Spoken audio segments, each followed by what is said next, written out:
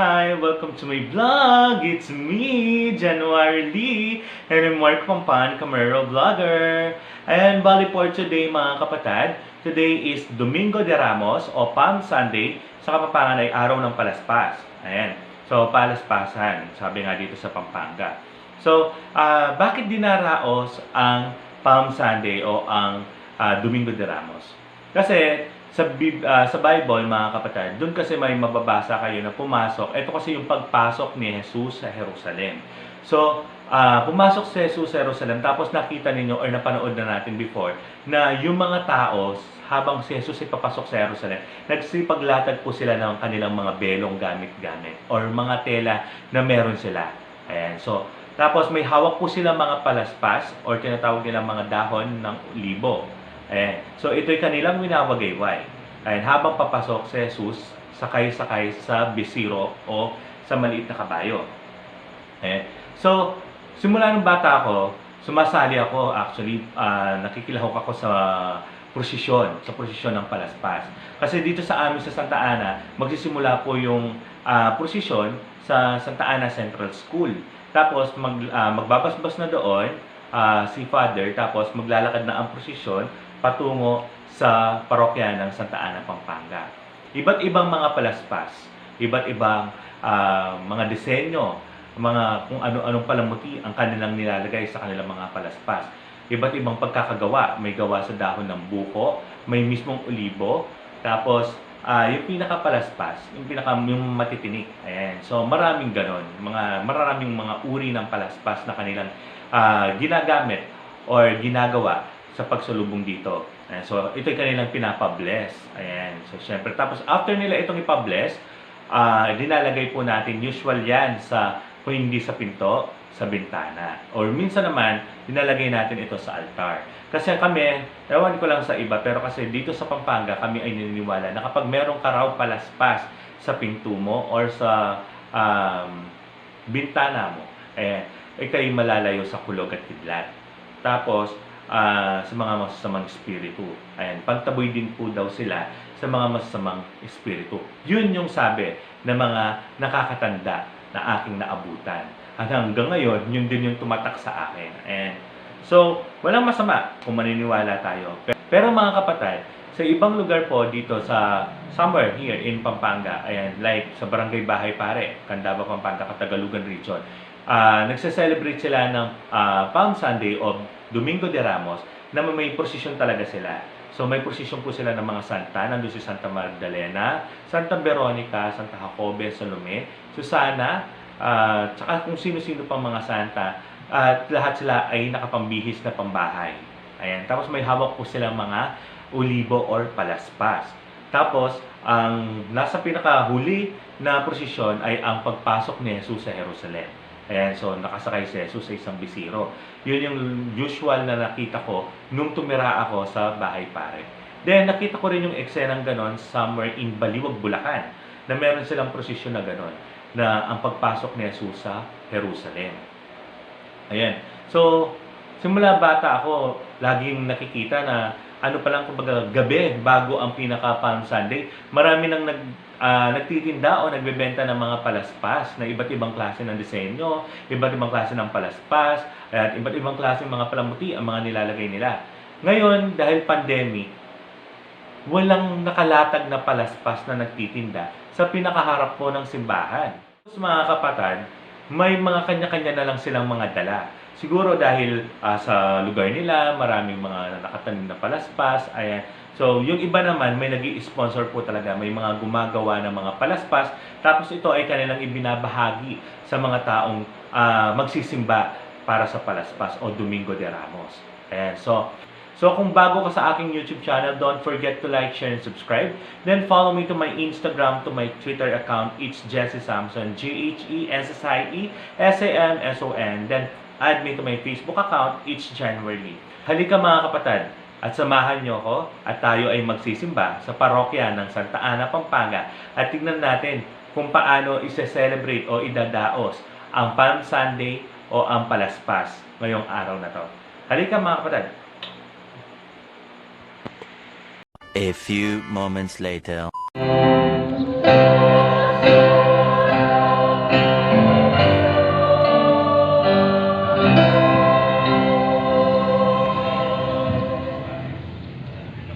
Manalangin pa mo.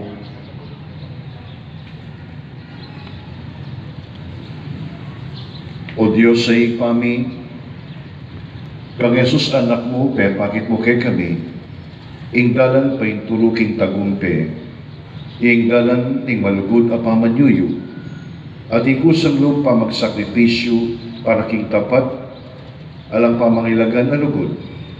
Ibigay mo kay kami ing pamisip at panalawin ng Jesus.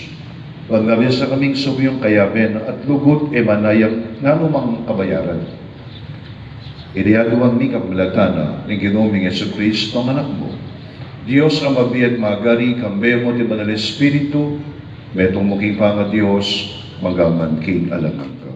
Balang uling Ginong Diyos, yo ingkanako bagay kasauban. Sinig naman ko, ilog ko, ban api bata ko lang.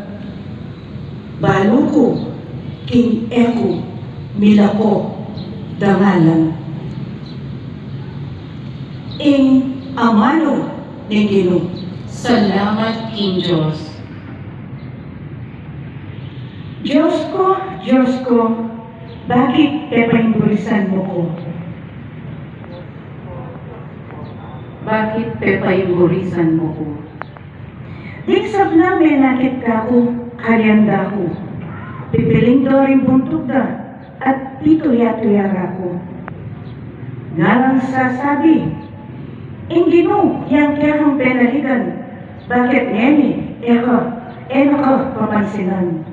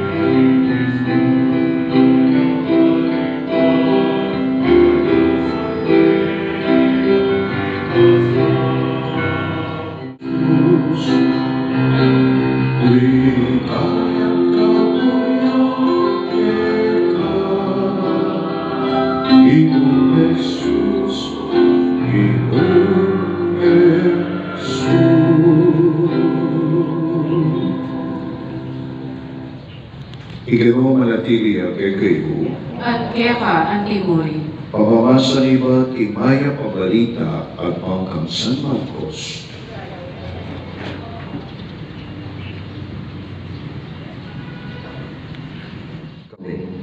Ding matatwaling balit, ding eskriba, at king kabihugan asan Edrin, te pagapus de Jesus at de lare kang Pilato. Ikaping ingari rin Hudyo, Nga nang kinutang kay ang Pilato, Ika mismo sasabihan mo, nga na namang may kibat Jesus. Takan ing sumbong a inarap daring pamuntok daring saserdote, laban kang Jesus, inyakit na niyang pasibayong Pilato. ala kang ipakibat karela, lawan mo, tutulang dakal asusumbong laban keka. Tapos ebitasang may kibat i Jesus, inya may mga pamulalayo i Pilato. Palang daratang ing piyesta ng Pasko, i Pilato may bubulos siyang meto nga preso, ninuman ing adwan ding tao. Makasukul yaw kanito, ing metong alalaking awsandang Barabas. Kaya bereding aliwang rebelding may pamate tao, king linabas a revolusyon. Dinapit na rin tao at inawad na nakang Pilato, king daptanan no, isa dyan ang pamibulus metong apreso, kitang nakarelo.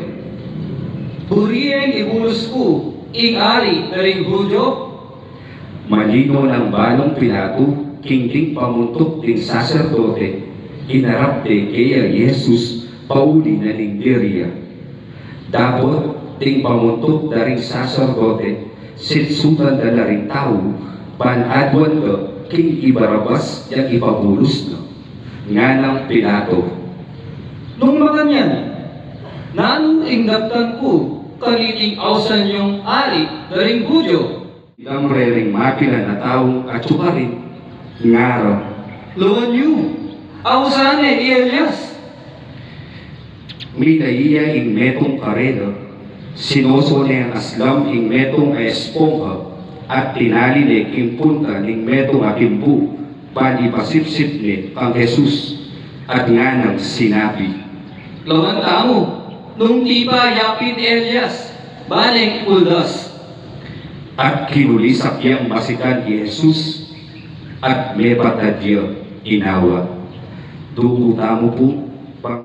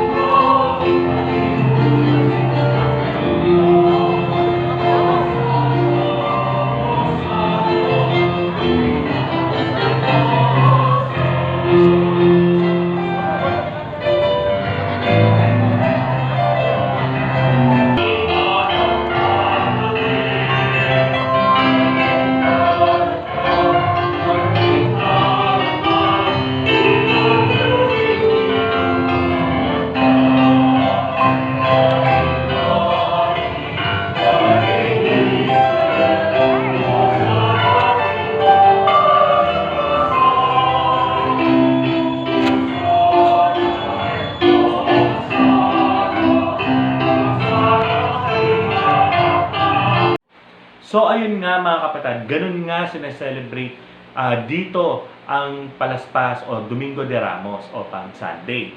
And kasi dahil pandemic, nakita naman po ninyo na lahat kami na nagsimba kanina sa aming parokya ay naka-social distancing.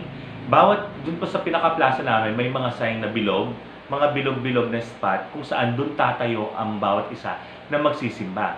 Ngayon kapag ito ay puno na po yung mga slot doon, wala na po silang papasukin sa pinaka-tarangkahan o gate ng aming simbahan. At kung saan yung sa pinakalabas na lang po, yun na lang po yung mga nag-i-stay doon sa pinakalabas, yung mga nahuli sa misa. Ayan, so nakita ninyo na napakaganda ng may mga sagutan moment na nangyari doon sa altar kanina. And na usual nating na papakinggan na sinabi na tuwing araw daw ng Pasko, etong si Poncio Pilato ay nagpapalaya ng isang makasalanan. Isang taong lumabag sa kanilang batas. At ito nga, ang isa sa kanila ay, ang pinalaya ay si Barabas. Kasi si Barabas ay ang kapalit na ipapasok sa loob ay si Jesus. Ayan. So, yung drama nila kanina or yung pinaka-eksena doon sa simbahan or sa altar kanina, yun yung pinaka-topic nila kanina. Yung about sa pagdakip kay Jesus. Ayan. So, mga kapatid, Kung bago ka sa aking YouTube channel, don't forget to like, share, and subscribe. Then follow me to my Instagram, to my Twitter account. It's Jesse Samson, JHESSIESAMSON. Then add me to my Facebook account, it's January. Yan, thank you so much po sa lahat po ng mga nag-i-invite sa akin sa mga pabasa. And so, hindi po tayo ganun kabilis makapunta due to nag-lockdown po dito sa Pampanga. Ayan. So, thank you so much po sa pag-invite and pasensya na rin po. Ayan, sa lahat po ng mga nakasama ko sa aking vlog, thank you so much po. Ayan. So, thank you so much sa walang sawang pagsuporta sa akin. Ayan. So, thank you so much po. At sa mentor ko na nagtuturo lagi sa akin kung anong mga dapat kong gawin kasi hindi naman po tayo ganun ka-eksperto pagdating sa pag-vlog. So, ayan. So, nakapag-file na rin po tayo ng talk sa US. Ayan. So, thank you so much po sa nagturo sa akin, si Rod. Hi sa Rod TV. Ayan. So, thank you so much po. Then, shout out pala sa aking mga katrabaho from Pampanga Premier Medical Center. Ayan. So, shout out po sa inyo, Biling PhilHealth Cashier, HMO. Ayan. So, thank you so much po mga kapatid. So, walang sawang pagsuporta sa akin. Ayan. So, thank you so much po. Ayan, so, ingat po always. And sa susunod po na i-vlog natin, subukan po natin mag-vlog para sa Biyernes Santo or Good Friday at saka sa Black Saturday. And so, thank you so much po. And ingat po. God bless always. Love.